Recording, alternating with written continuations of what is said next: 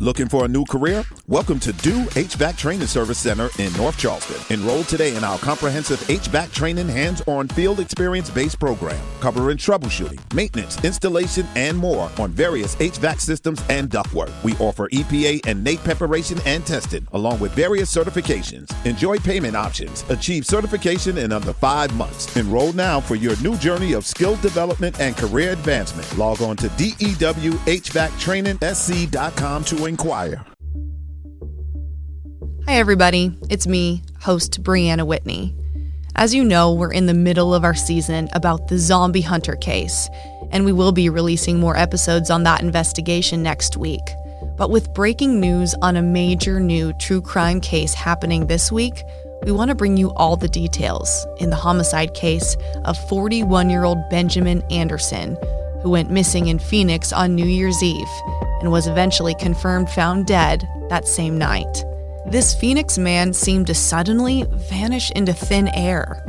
This is a timeline from Benjamin's friends, the Maricopa County Sheriff's Office, and our own photographer who was at the scene on what we know so far in this bizarre murder investigation.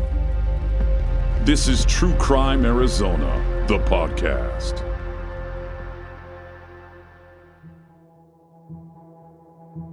Friends and loved ones are frantically searching for a Phoenix man. His Lexus was found burned. And there's now a reward for any information to help find 41-year-old Benjamin Anderson. Benjamin Anderson. Benjamin Anderson. Who is Benjamin Anderson? I've known him for 24 years. We went to high school together. We went to college together for a brief period of time, and we've traveled a lot. And so I think just the closeness he has and the kindness he's been with his colleagues and his friends and his family is important. That's Benjamin's close friend, Daniel Stachowiak. Our news crew met up with Daniel and others Sunday, January 2nd, as they were passing out flyers and searching for their missing friend. They were offering $10,000 for information leading to Benjamin's whereabouts. Ben has a lot of people that report to him and he works with, and he's very close with his colleagues, his direct reports at his employer, and they all love him. He's probably one of the best managers I've seen. I used to work with him. That same sentiment was echoed by Susan Disbanko. I talk to him every day. He's the one person that besides my parents, that I speak to every single day. So I knew that something was amiss because when I tried calling him around 12:15 on New Year's Eve, his phone went straight to voicemail. When Betty White died, I texted him and I also said, hey, your phone seems to be off, I'm concerned. Daniel and Susan met up at a parking lot off I-17 and Dunlap for the search. The area is a combination of office buildings, restaurants, and hotels. Our photojournalist Jim Fry, who often is the first photographer at a breaking news crime scene, met them there. He was immediately touched by how welcoming and dedicated Benjamin's group of friends were. When I got there must have been at least 20, 25 people all getting together to hand out an updated flyer on the missing Benjamin Anderson. They were all huddled together, giving each other hugs and highs and kind of sobbing a little bit, and so they were all there. A large group of people were there. At that time, they didn't know what had happened, but they wanted to talk to media to get the story out there right away. That's correct. They were quite adept in getting the media and providing all the information, making themselves readily available so the story could get out quickly. What impressed me about the group of friends and co-workers and the whole group of people that were up there was their compassion.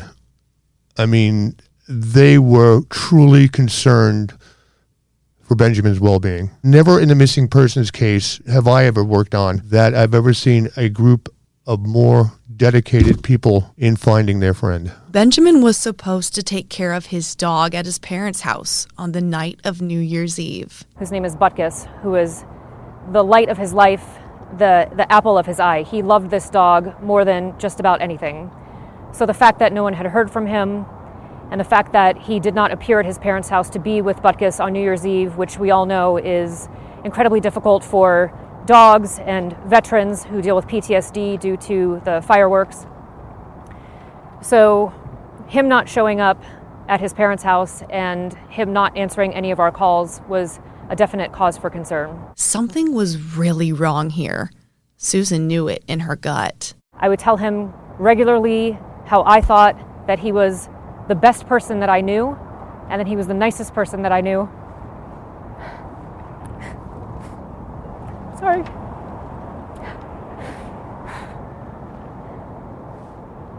Because he was. He genuinely cared for people, and he loved them, and he would do anything for anyone, and he never wanted anything in return.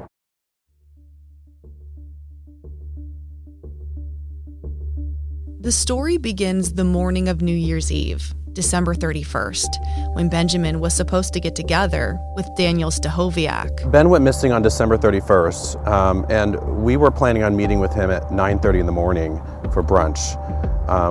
It was a pre-planned brunch, very routine, nothing unusual. Ben called me at 8 a.m. and told me that he was feeling tired and that he wasn't able to make brunch. Also very, very normal. He had been driving a lot the day before, and he was tired. So, I just said, okay, we'll talk later. And he said he would call me later in the day, and that was the last I heard from him. About 6 o'clock p.m., his aunt called me and said that she hadn't heard from him, and he cares for his aunt.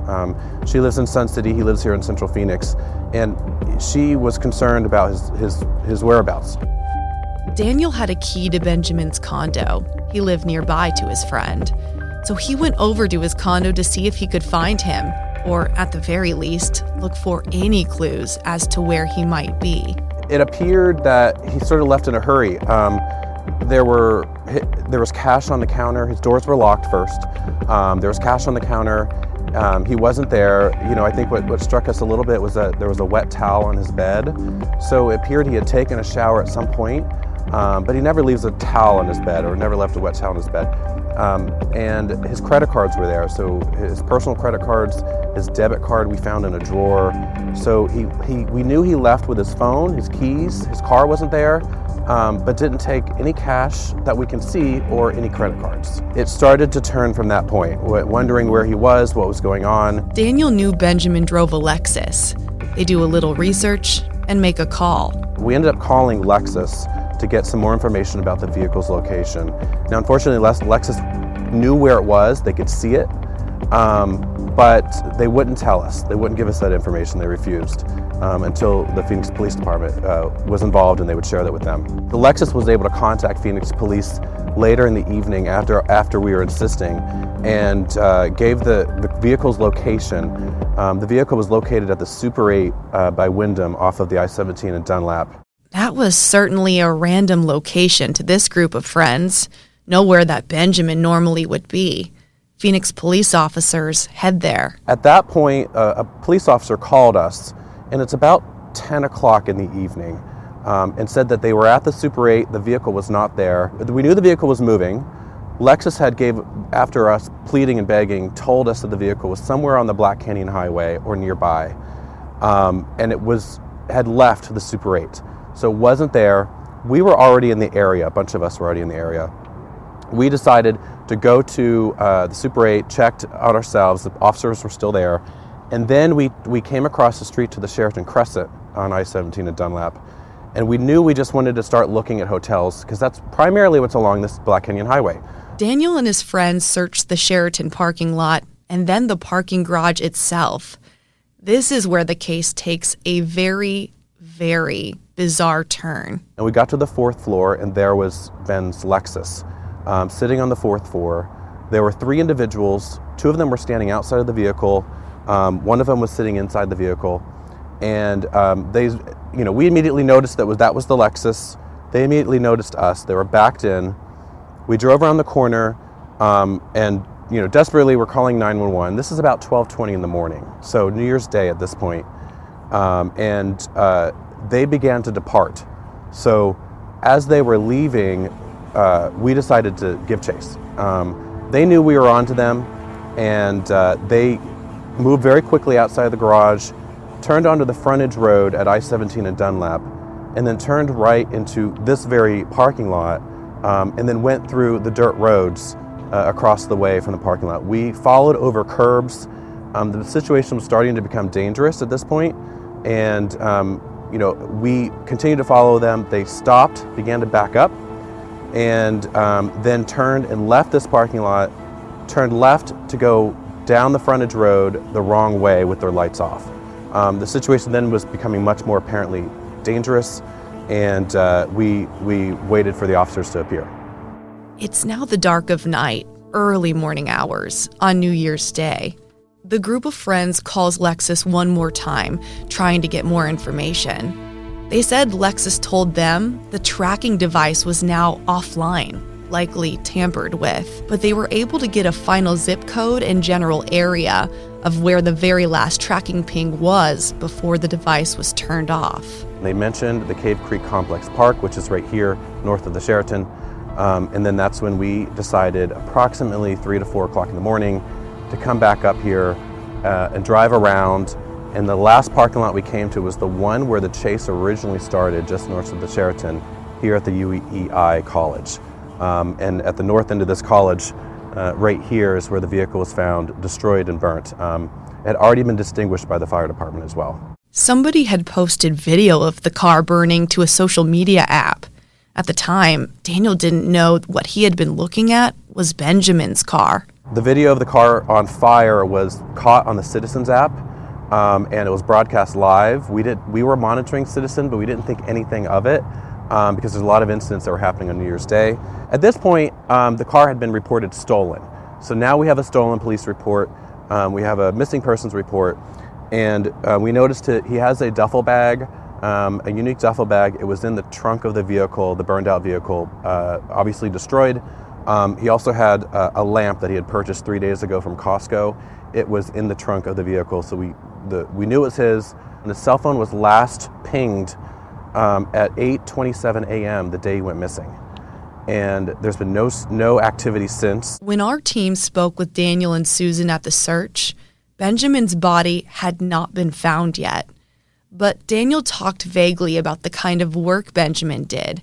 He had a managerial role where he helped people who may have fallen on tough times that could include rehab. At the time, it was something Daniel theorized could be at play in Benjamin's disappearance. I think Ben likely met somebody who he wanted to help, whether it was helping them to go to rehab or stop using drugs or something of that effect. And that encounter likely turned south. Monday night, January 3rd, we were in the newsroom preparing for our nighttime newscasts. I had been wondering all day if we would get any updates on the Benjamin Anderson case. And then the email came in, a release from the Maricopa County Sheriff's Office that read, "Good evening, all. On Friday, December 31st, 2021, MCSO responded to the location of Table Mesa Road, west of I-17, for a body that was found in the desert. The MCSO homicide unit assumed the investigation, and today the identity of the descendant was identified as 41-year-old Benjamin Anderson. Benjamin had previously been reported as a missing person to the Phoenix Police Department this same day. This investigation is actively open, and we ask anyone with knowledge of the incident to please contact MCSO at 602-876-TIPS or 602-876-1011. How far was his body found from where the car was found? I would say as a crow flies, maybe 25, 30 miles north. So not close. Not close at all. According to MCSO, the body was located near Table Mesa Road, which puts it up in New River, which puts it 30 miles north. And the homicide unit's investigating this. That's correct. Jim Fry was beside himself. This case truly made no sense. How did Benjamin get from point A to point B? Why was the car burned? And most importantly, was this a targeted attack, or was he just at the wrong place at the wrong time? Benjamin basically lives in the same neighborhood I do. And a home invasion or some other nefarious crime, it just doesn't happen in this neighborhood. I was just speculating on, could Benjamin have literally just gone to the Circle K to pick up something, gone to a Starbucks, and was carjacked. Because there was according to his friends, there was no indication of forced entry into his condo. Let's assume he was carjacked. I mean, how rare is it that we see the driver or the owner of the car killed in a carjacking? I feel like we don't normally see that. Right. You're absolutely right. A standard carjacking is point a gun at somebody, throw their butt onto the ground, and take off in their car. Almost always. Almost always. So there's so many questions here. To me, it's almost baffling. I mean, after I got done interviewing his friends, it just was, there's something very, very suspicious about this whole case. Both the Maricopa County Sheriff's Office and the Phoenix Police Department will not give interviews on this case at this point.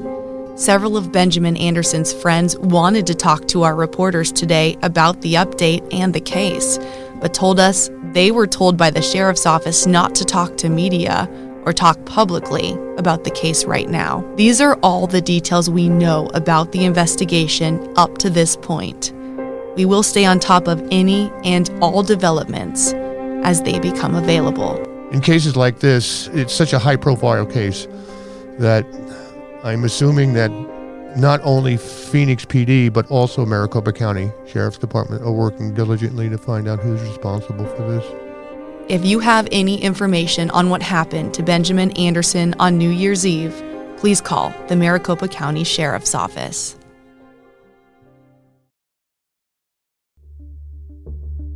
True Crime Arizona, the podcast, is hosted by me, Brianna Whitney, and produced by Sergio Hernandez. This episode was edited by Shane Egan. It's a production of Arizona's Family, 3TV, CBS 5, and azfamily.com in Phoenix, Arizona.